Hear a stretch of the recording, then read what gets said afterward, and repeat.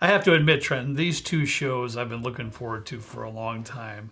Monday's show was so much fun, going through American single malts, some starter bottles that I thought would be helpful to the folks out there. But today, we're going to discuss my favorite bottles that are in my collection. Again, I don't have an extensive collection. It's 20 or 25 bottles. I know that's quite a few, but you know, in grand respect to the bourbon that we have around here, it's a small percentage. Yeah.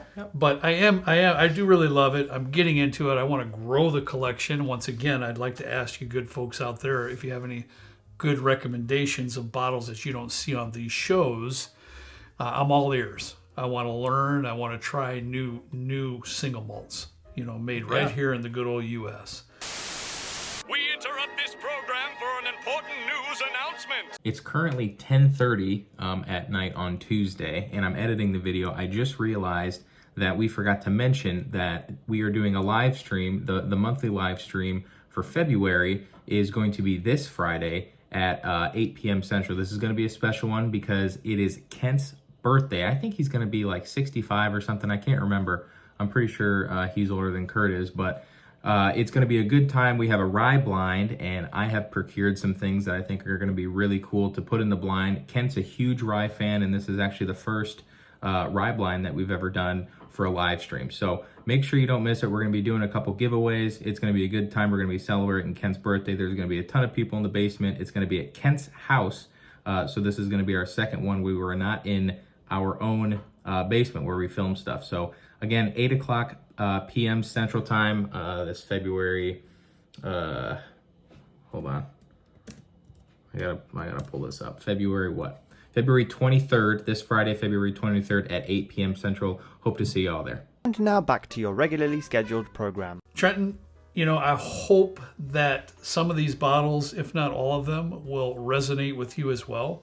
I have a feeling the first one I'm going to show you may not. You say that knowing darn well that the first one isn't gonna resonate with me, but I'll let you talk about it anyways, I guess.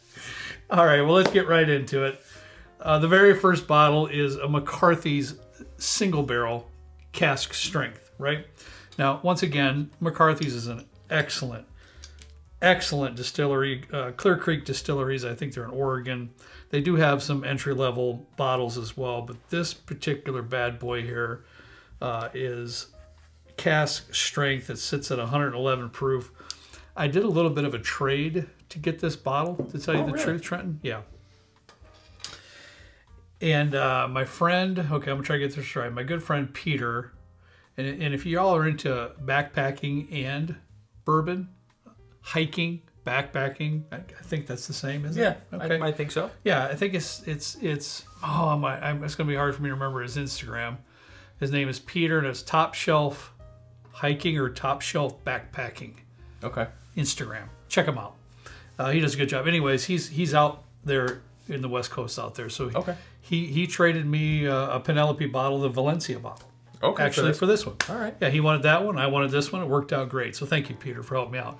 I don't really know the exact cost, but I think it's around $80. Okay. And what's the catch with this one? This one here is peated. So this is for my peathead friends out there, and I know there's plenty. And this is truly one of my favorite bottles. It's luxurious. It rivals any of the better Ardbeg bottles, Lafroig's, you know, in the single malt Scotch area. It's extremely smooth per se. It's got that lovely peated flavors. It doesn't get extremely ashy, Trenton. Not real bad. Okay. And to me, it's not bad. I apologize for that. It doesn't get deep into the ashy type notes, but it does carry a nice campfire-y type peat, barbecue type notes in this bottle, and I love it. I think it's great. If you could, and I'm gonna try all of these minus this one because it's just gonna blow my palate out for the rest of the afternoon, and that's not what I'm looking for. If you were to shotgun a campfire, that's that right there. No, it's not. We forgot, didn't we? I apologize. Here we got started and everything, and furnace is running. So excited to press play. You might want to hit the refrigerator on your way back. We didn't do any No, preparation. Kent's been here helping me with a project. I told you last video, and we've been shooting the breeze basically before we get started with the videos, and Interrupts the usual flow of events it that does. we got going on. And if you're like me at all, if I get out of my regular normal routine, I'm completely lost. I'm screwed. Yep. All I know, when Trenton hits the door, I turn all the lights on and everything. I try to get the refrigerator. Trenton gets the furnace. I mean, we kind of do our thing. We know what's going on, but we've been sitting down yakking with Kent for a little bit before he leaves, and then it's just boom, it's gone. So it's Kent's fault, basically. It's Kent's fault. Thanks, Ken. I gotta say, I wasn't a big fan of this only because it was peated. I can't get much flavor past the peat. I'm sure if it was good. Do they have non-peated offerings? I'm sure they do. I'm not aware for an absolute answer on that, but I'm sure they do.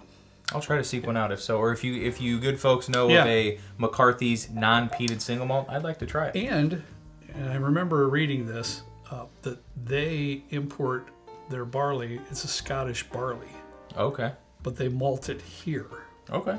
Yeah, in the U.S. Cool. So I love it. I just took a sip of it. It's just absolutely dynamite. All right, the next one I want to show you. I've got two of them, and I can't help myself sometimes, Trenton. But these Cedar Ridge offerings, they have entry level bottles as well. But Matt and Katie has been so kind to me, and they've given me a couple of these bottles. This one here is a single cask. Not mistaken, Trent. That's an estate red wine, so it's finished with red wine. That one there will blow your mind. This is called Portside. This is a special release called Portside. Both of these are real close to 117, 118 proof. 2-row pale malted barley, aged. It was in ex-bourbon barrels first, but it was finished in first fill ruby port, first fill Amontillado sherry, and virgin French oak casks. Total aging is a minimum of 6 years in the blend.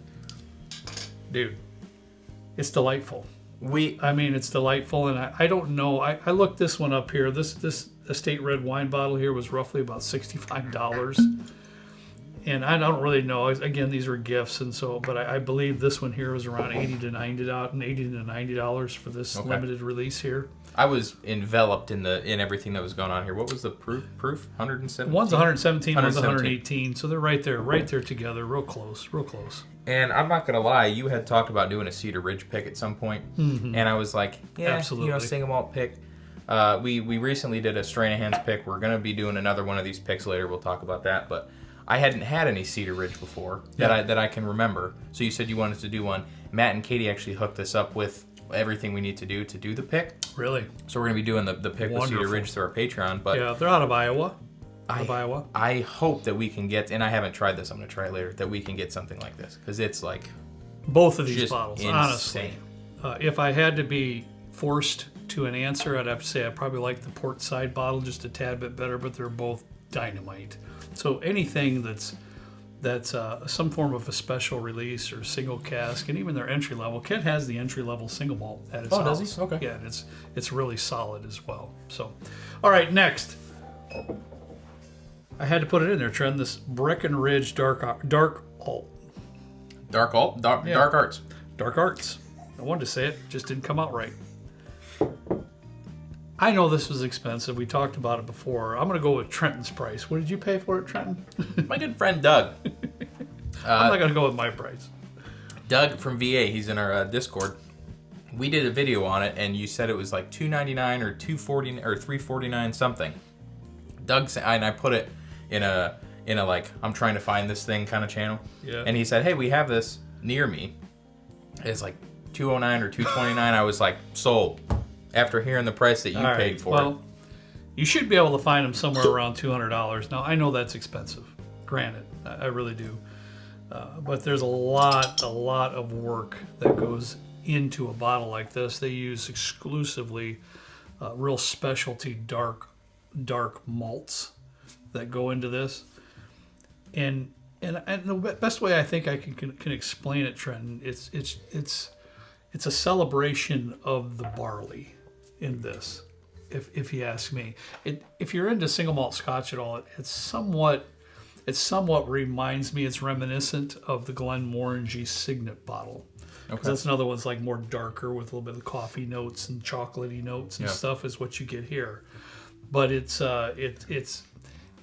is barley forward, is it not, Trenton? Yeah. So, I mean, you do have that, but boy, I think it's just marvelous. That's what I have in this class. If you have like cocoa nibs laying around or something and some coffee grains and some like some barley, coffee grains, coffee beans, and cocoa some grains. Nibs. Excellent. I feel like if you were to grind that up in like a mortar and pestle, that really gives you a lot of because it's a mixture of both. It's very nice. The aroma's insane. I'll have this bottle a long time. It's a beautiful bottle, decanter type style, heavy topper. But I overpaid for it, obviously. But and that's weird because the gentleman that helped me with this was very kind and called me. It was actually he bought this for me through the distillery. Oh, really? Yes. What I found is that stuff is more expensive at the distillery because they have to buy it back after they make it, which makes no sense. Yeah. But again, I'm glad I have it. I think it's a fabulous bottle. Next in line now, the next my heart rate's elevating. Keep watching, please. Keep watching because the last bottle I want to show you, these last two are my favorites by far. And the last bottle might even be one of the best whiskeys I've ever tasted in my entire lifetime. I'd have to sit down and think about it, but it's very possible. Guys, I want to bring out Westward bottles. I've got the Pinot Noir and also the cask strength. Both of these are just mind-numbing how good they are. Yeah. I mean, they just are. I mean, the Pinot Noir Trenton, it's, I think, 90. Is it 90 proof? Look at that. 90 proof? Pinot Noir? 90 proof, yep. 90 proof. This one's 125 proof, the cask strength. The Pinot Noir cask, it just sings orchard fruits.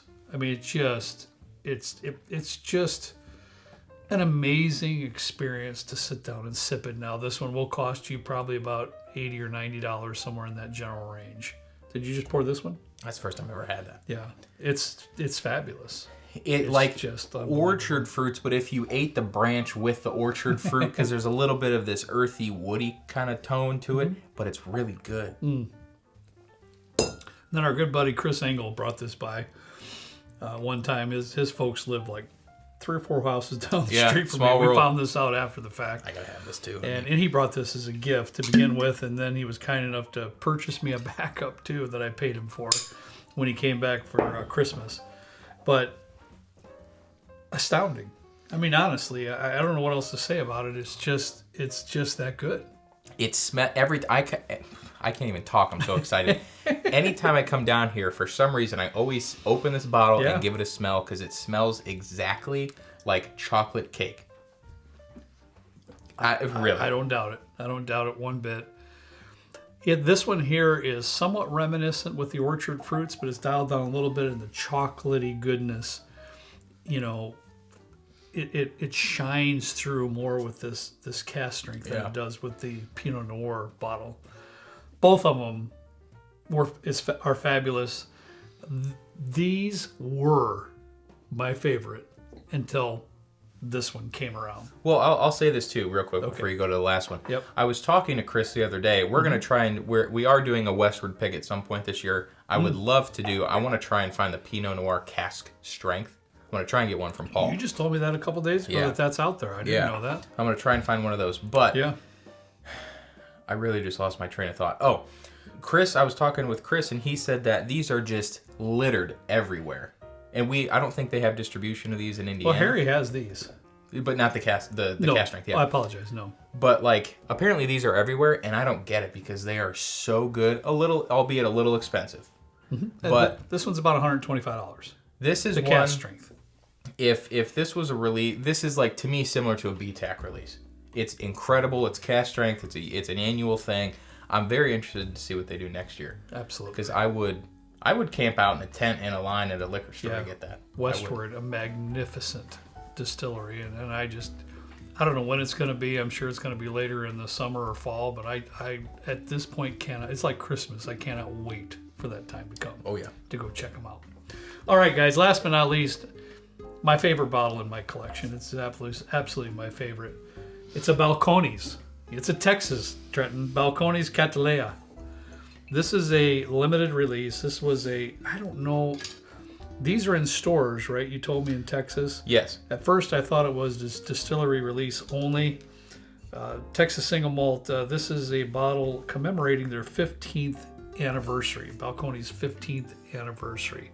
I have to read you just a little bit on the back here because there's no way I could remember all this stuff. There's so many components to the blend. It's mind-blowing. Single malt made with 100% Golden Promise malted barley, first aged in refill casks, ex-bourbon, then in a variety of decommissioned sherry, solera, I don't even know what that is, puncheons, please help me with that. It's probably smaller casks, I'm assuming, sherry casks of some sort, Moscatel, Amontillado, Oloroso, and Palo Cortado. All that is in this bottle. It's that bad boy right there is a flavor explosion. It's rich. It's dense. Yeah. This is, I was just looking on my phone, it was $119.99 each. So again, not cheap. Yep. And Thank you. I apologize. Go ahead. I don't want to say that I was, well, I kind of was. I was dogging on Balcones a little bit because it wasn't, I didn't care for it. The price was a little bit too much, but there has been, Paul sent that sample of that one. Oh man, I can only remember what that was he sent, but it was so good. So I saw this and I was like, oh, I'll give it a shot, but I didn't know they did single malts. And I hope they do more single malts because after I tasted this, I was weak in the knees after I tried this. And that's weird for me to say. I didn't want to hate single malts my whole life, but I didn't think it would happen this quick. And that kind of solidified for me the fact that it's something I'm going to be keeping an eye out for. Right at the front of the palate, you do get that malted barley influence. You get that barley goodness, but then immediately it goes into an array of dark fruits, dried fruits, figs, prunes, all of that. It's all there. This is one, and these bottles only come around once in a while. This is one of those sips you could pour 1 ounce, 1.5 ounces, and truly sip it for an hour and keep discovering. You could. There's just no question about it. An enjoyable, extremely enjoyable pour. I can't say more about it. I really can't. It's just that good. It's just that good. I tried it yesterday. I tried it again today. My notes are always weird. They're going to be weird for this one too. It has a little bit of this like firecrackery kind of note to it. Do you get that? Sulfur kind of? Okay. I'm glad you mentioned that because I forgot. I truly, if you look at my pad of paper over there, it's in my notes, and it's somewhat reminiscent of the dark ported pumpernickel rye from Middle West. You get not as much, but there is a tiny hint of a sulfur, Trenton calls it his firecracker note. But to me, it's just another supporting cast of the orchestra that's going on in here. That's what it is for me. It's just so freaking good, man. I mean, it's delicious. I'm going to be looking forward to anything that, well, minus the Peter McCarthy's, I'm not going to be looking for that one. Anything that these distilleries are coming out with this year, I'm going to be really keeping an eye out for. Maybe also not this one just because of the price range. I'm trying not to spend that much on stuff this year. It's a little bit of a goal for myself. Yeah, good goal. I also looked at my bank account for last year and I cried a little bit inside. Good goal to have. But when it comes to releases like this one and these and this, I think this is worth every penny. Without question. For $120, I think that's cheap, in my opinion. Yep. Of the enjoyment, the enrichment, the sharing, the discussions, I think it's cheap, to tell you the truth.